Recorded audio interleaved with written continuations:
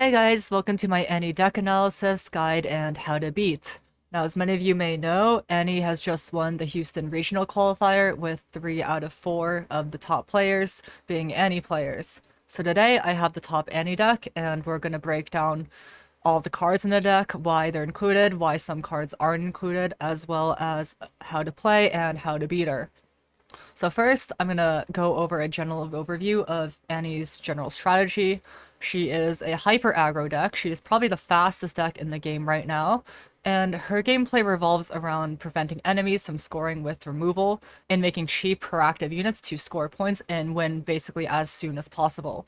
So if we get into the deck itself, I'm going to start with the battlefields. Your game 1 battlefield will be Zon Warrens. Now, Zon Warrens is here, plus Traveling Merchant, to synergize with Scrap Heaps. And as a bonus, it also stacks Vi. That's really all it needs to be a really strong game 1 battlefield. The card draw from Scrap Heap is just that strong. Now, game 2, you'll be siding these out.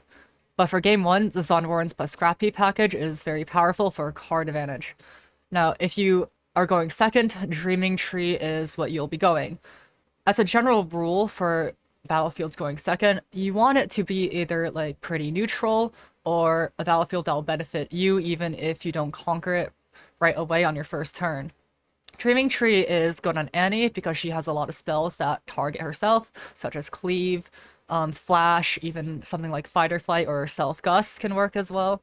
So Dreaming Tree ends up drawing a lot of cards for Annie, and that's why it's second. And for going first, Arena's Greatest, self-explanatory. Annie wants to win as soon as possible. Annie is aggro, so Arena's Greatest makes perfect sense. Now let's take a look at the units, starting with the 2-drops. Now the first 2-drop here is Traveling Merchant. This is again 2-stack Vi and also for that Scrap Heap synergy. Traveling Merchant is just one of the best 2-drops in the game right now in general, just because it has cycling and that's really valuable. Your second 2-drop will be Pouty Poro. Now this is the best other 2-drop against the current meta. It's good against Kaisa and other Annies due to the fact that it's a deflect and it's really risky to use targeted removal on him.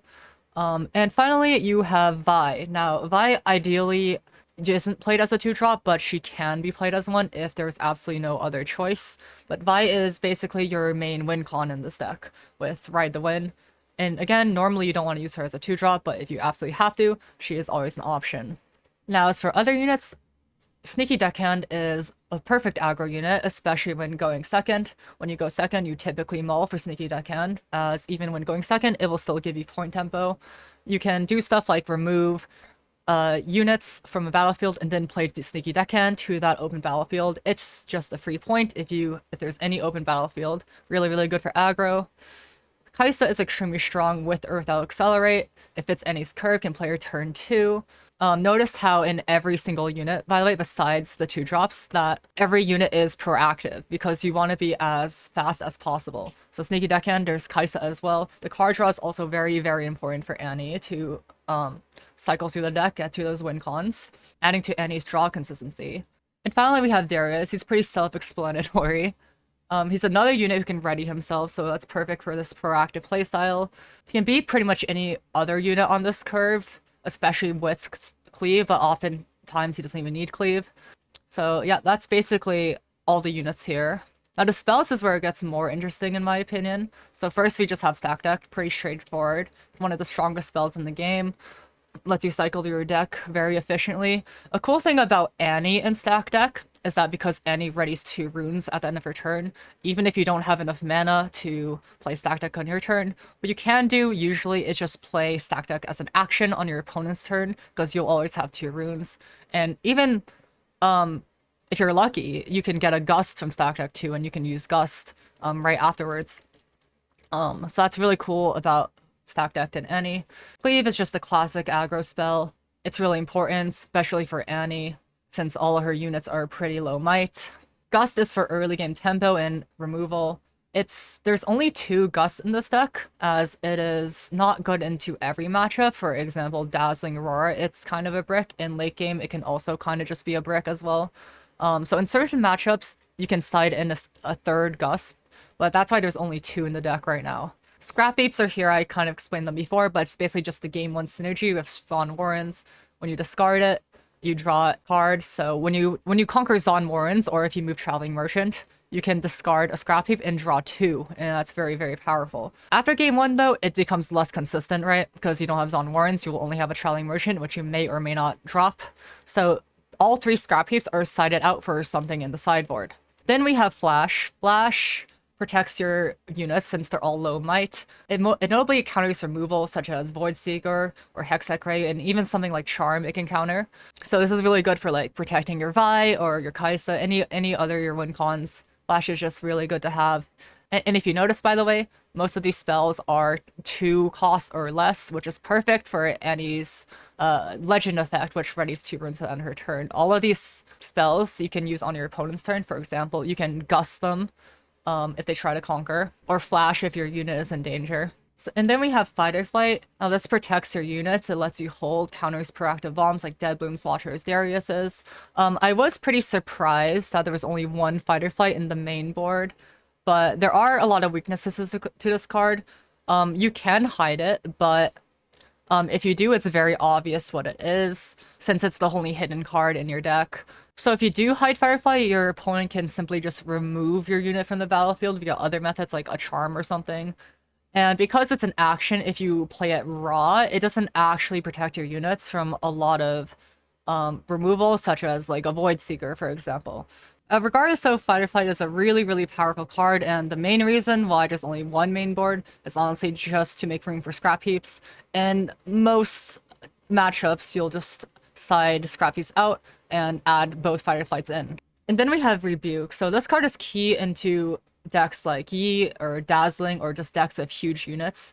Otherwise, it's quite bad, which is why there's only 1 in the main board. A good benefit of Rebuke is that it can't be defied because it has 2 recycle, which is perfect into many of the matchups that you'd run it in, such as Dazzling Yi, that which normally runs Defy. Finally, in the main board, you have Void Seeker. Now, Void Seeker is just a good value, fairly reliable removal card and a card draw. It kills many important units in the meta, like Kaisa or 2 drops with On Guard. It's more expensive than the other spells. It is 3 mana, which means you need to purposely hold 1 mana to play it on your opponent's turn. It can be obvious when you're about to play it on your opponent's turn because it's 3 mana, and it can be defied. But even if they do defy, it's not that bad. If they defy a Void Seeker, that means they won't be able to defy a Ride the Wind later on. Or at least they'd have 1 less defy for a Ride the Wind later on. Speaking of Ride the Wind, wow, this card is freaking ridiculous. Now, there are a lot of ways to use this card. So the classic way you use Ride the Wind is as a finisher for Vi. So if I go over here, let's say I can cast a Vi, and she enters tapped. And then I can recycle everything from her trash, from my trash, and give her a lot of might. I cast Ride the Wind, I move Vi here, I kill everything here, and she's readied because Ride the Wind readies enemies, and Vi has ganking, so I can move her here. And this is the very, this is the classic way to use Ride the Wind on Annie, is basically with Vi as a finisher. In aggro matchups, you are often forced to use Vi the Wind earlier sometimes, since getting to that 6-point breakpoint takes too long otherwise. But in most situations, it's very hard to survive a Vi the Wind with the fully recycled trash. Now, Ride the Wind is also extremely powerful on the enemy's turn. So for example, let's say I'm holding a point with a unit, like turn 1, and the enemy tries to use a combat trick to try to conquer this battlefield with their own 2-drop or something. What you can do is you can cast Ride the Wind on your own turn, move your unit to the other battlefield, and conquer it on their turn. And because you conquered it on their turn, when the turn passes to you, if you're still holding this point, you'll get another point for holding. However, you should usually not do this if you can't guarantee you can hold a point afterwards, else you just wasted a Ride the Wind plus a recycle that you could have gotten more value out of later. So really only do this if you know your opponent can't respond and get you off this point without committing a lot. For example, like something like a Kaisa Hextech Ray could just kill you right here and make your play not worth it. Basically, if there's anything the opponent that can get you off this point before you conquer, or even after you conquer, this isn't worth it, because remember, Ride the Wind is one of your main win cons.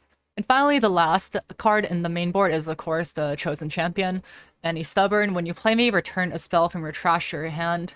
This essentially just gets you another cast of Ride the Wind, usually, but you can also take Gust for tempo, or a stack deck if you're still searching for win cons. Those are the main things you'll be using Annie Stubborn for, But yeah, very, very strong champion unit just to get a free use of another card. Not a free use, but to return another card to your hand.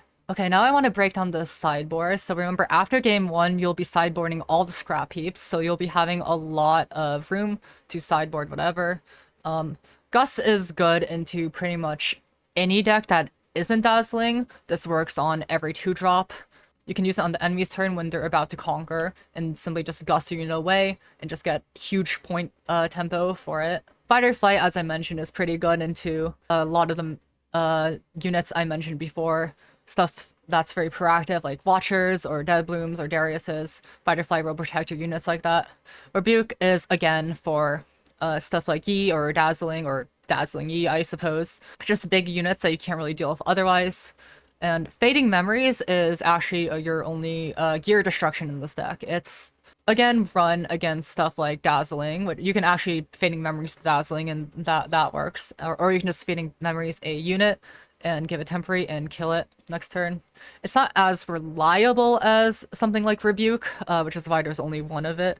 But a nice thing about Fading Memories is it actually goes through Zonias. So if you do Fading Memories a unit with Zonias, it will actually kill the Zonias, and it will actually then just kill the unit altogether, which is pretty cool. Now, Draven's a very interesting one. So Draven is mostly here for the Annie mirror matchup. One problem Annie has is actually Annie herself, where the matchup seemingly is just determined by whoever goes first.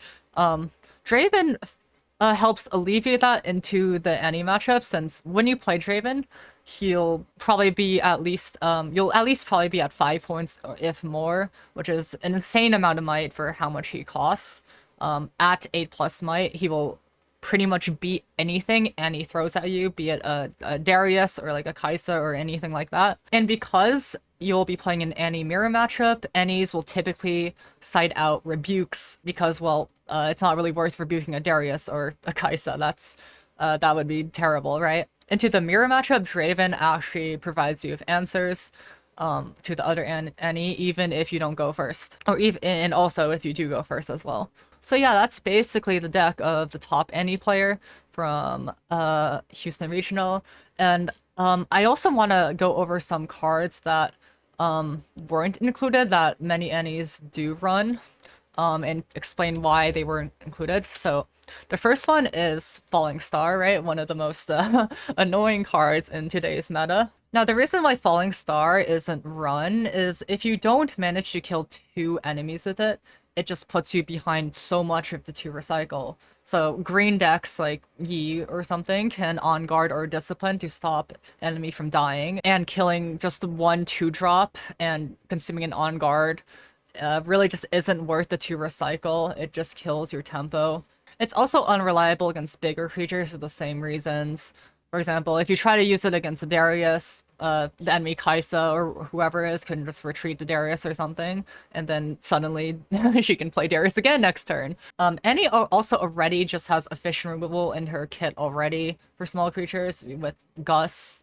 The reason why Kaisa's run Fallen Star is Kaisa can cast Fallen Star with her champion ability and not and still stay ahead in tempo because of it. So even if she doesn't manage to kill both 2-drops on the field with Fallen Star, it's still fine because, well, she only used 1 mana, right, for the enemy to presumably respond to it with a card of their own. Now, the second card I want to go over that top Annie doesn't run is Noxus Hopeful. This card is just simply too slow. It's not a bad card, but in terms of opportunity cost, it just does not fit in with the rest of the deck. It's just simply too slow. There's no proactivity in him. You'd rather run something else like just a Kaisa or anything that can just conquer by itself. Another one I want to go over is Rasa. Now, Rasa, even though he's cheap eventually, he's just a very unproductive card. The cost is inconsistent. especially after your Zon Warren's game. And by the time he is cheap, it's too late. It's just too late and too slow. And another one is just the other Annie champion. Now your spells and abilities deal 1 bonus damage. Just only works on Void Seeker. This is pretty self-explanatory why this would be bad over the other one. That just gives you a free spell. And finally, there is Incinerate. And Incinerate is kind of just redundant. It's basically just a worse Gus. It's more expensive, while just accomplishing the same thing as Gus would have. Now, as to what you would mull for each game as Annie, for game 1, you would mull for scrap heaps as well as a 2-drop to play on your first turn. You would keep stuff like Ride Winds or Stack Decks or Gus, except in Aurora matchups. For game 2, let's say you're going second with Dreaming Tree, you want to aggressively mull for Sneaky Deckhands, keep 2-drops if you don't have a Sneaky Death Hand, and otherwise, it's the same old Ride the Wind, stack decks, and Gus. For game 3, it's pretty much the same plan as game 1, just without the scrap heaps. Just, again, a 2-drop if you can, and Ride the Wind, stack decks, and Gus. Okay, now we'll go into how to beat Annie. Now, the first thing is to be cognizant of Ride the Wind on your own turn. If you don't have a way to stop her from holding after Ride the Wind, it may be best to just be safe and conquer the enemy battlefield instead of contesting the unit at her own base of a combat trick or something. Now, what's annoying about Annie is that she can potentially have this Ride the Wind option every single turn as long as she has a purple rune, as she untaps 2 runes at the end of her turn. So it's quite annoying that you have to play around it like this, but it's just not worth the risk. She can, if she Ride Winds and conquers 2 points by conquering on your turn and then holding. However, if you do have a way to stop her from holding, like something like a Hextech Ray, or even like a unit you can accelerate, it's fine to let her do this. Then she just wasted the Rider Wind for 1 point, which is not worth it at all. Now, early game, if you can, trading on guards or disciplines for Gus is fine when trying to conquer if you're playing a green deck. Especially at Dreaming Tree, which many green decks run, and also Annie runs herself. You can abuse her own Dreaming Tree if you're running a green deck. Elaborating more on that, you need to play around her might threshold, so 3 might or more, or sorry, 3 might or less for Gus to work on you, and 4 might or more for Void Seeker. So if Annie, for example, is holding 3 open mana, don't be an idiot, don't play your Kaisa and accelerate her to a base. she's just gonna get Void Seeker and died, right? This applies to most matchups, but especially Annie, where you have to be careful when Annie is at 6 points, and specifically when she's entering her turn with 6 points, because that is her cue to ride the wind, or vie the wind rather, and conquer both points like such. Now, another crucial thing to beating Annie is to prevent that exact combo, preventing Vi the Wind or playing around it, as because the Vi can just stack so much might from the recycle bin. Typically, your typical combat tricks, like, you know, your on guards, your stupefies, won't really do much just because Vi will just accumulate so much might in most situations. There are a couple ways you can still prevent or play around Vi the Wind. So, for example, if you have the Vi, you can hold it for Vi the Wind. Cards that can kill or bounce Vi, like Hidden Blade, Fight or Flight, Rune Prison, will also just prevent this from working entirely together, unless, you know, she has a second Ride the Wind, which, in that case, dumb luck, I guess. Another card that actually counters Annie quite well, that I actually saw a lack of at the tournament, is actually Singularity. Singularity, screws over Annie quite badly. It kills pretty much all of her win cons, right? And she has basically no way to save them. So, for example, Darius dies to Singularity pretty much unconditionally. Kaisa dies to Singularity. Vi dies to Singularity. If you can get any of those, a combination of any of those two with Singularity, it pretty much just ruins Annie's entire game. I was actually pretty shocked to see that most Kaisas at the tournament weren't really running Singularity main board in favor of something like a Kothian Rain. In my opinion, Singularity is just really, really good into decks like Annie. It's even good into Kaisa and Darius for the exact same reason. Kaisa for the exact same reason, because of, you know, Kaisa and Darius. And it's even good into Yi. It's not as good into Yi, but it's also fine into Yi. You know, kills Master Yi himself. But for Annie specifically, it's very, very strong into, because Annie has no way, basically, to save Kaisa and Darius. She has no combat tricks, like an on guard or anything, that can save them. She has no retreat. She can technically gust Vi, but this is also just very bad for her if she does. Remember, Vi costs a recycle to play in the first place, so to play her again, she'll need to recycle again. Yeah, Singularity, very, very strong into Vi. Swarm decks are also very bad for Annie to deal with, so actually one of Annie's worst matchups is actually Victor. Now, the reason for this is because Victor produces just so many units that there's just too much to remove. Annie just runs out of removal cards to deal with Victor, and she can't keep up. Victor also runs Singularity, which I've explained why it's really bad, and he also has Hidden Blade to prevent by the wind. So yeah, if you guys are anticipating Annie to get more popular, maybe I could recommend playing Victor. If it's requested enough, I will also make a Victor guide if you guys want. But yeah, that is pretty much it. That is my Annie analysis and guide. Hope you guys enjoyed. Thank you for watching.